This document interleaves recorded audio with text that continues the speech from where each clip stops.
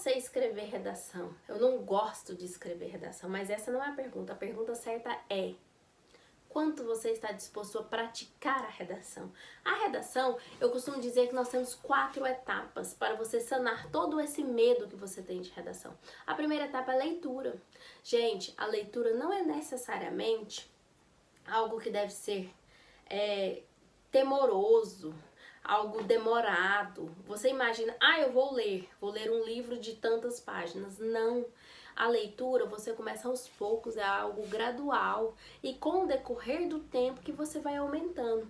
Eu sempre falo para os meus alunos, que é necessário iniciar as leituras com pouco e áreas que vocês se identificam.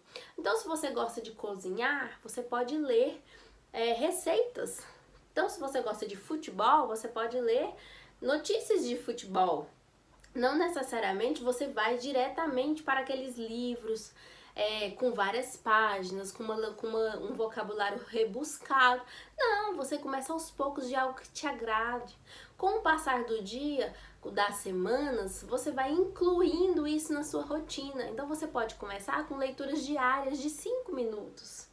Agora, é necessário saber quanto você está disposto para isso também. Exige-se esforço? Exige.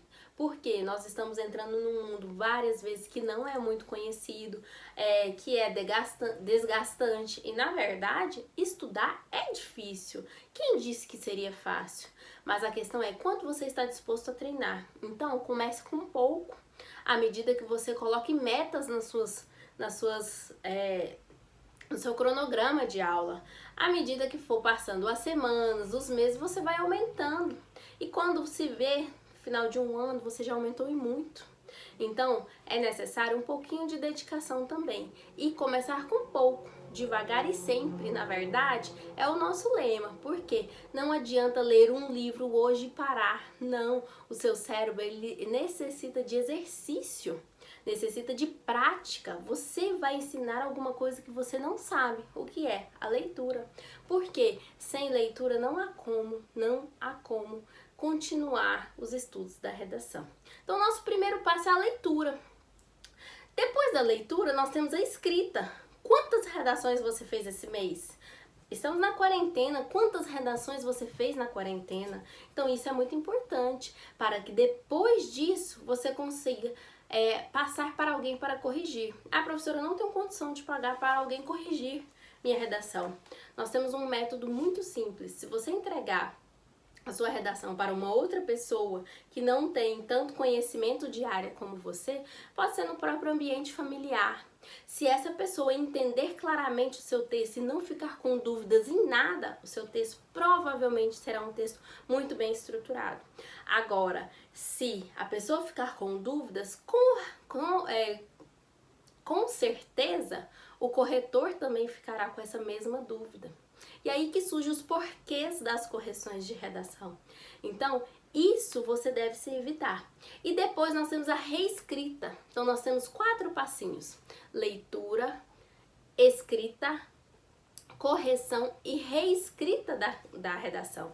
Se você não reescreve a redação que você faz, sinto lhes informar, mas o seu erro com relação à redação está inconsciente e permanecerá, muito provável até mesmo no dia da prova. E sabe o que isso significa? Que no dia da prova o seu corretor pegará o seu texto cheio de vícios.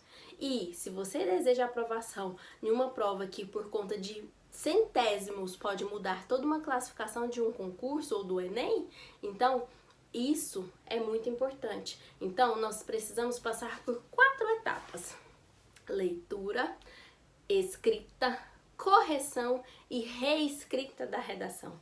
A partir de cada reescrita você tem consciência do que você está errando. Antes disso, todos os seus erros permanecerão de forma inconsciente. Mas isso não é um problema, isso é uma fórmula que você deve usar para chegar ao nível máximo da nota de redação. Então, vamos treinar, né, pessoal? Até mesmo porque esse medo da redação não pode existir. A redação é sua aliada.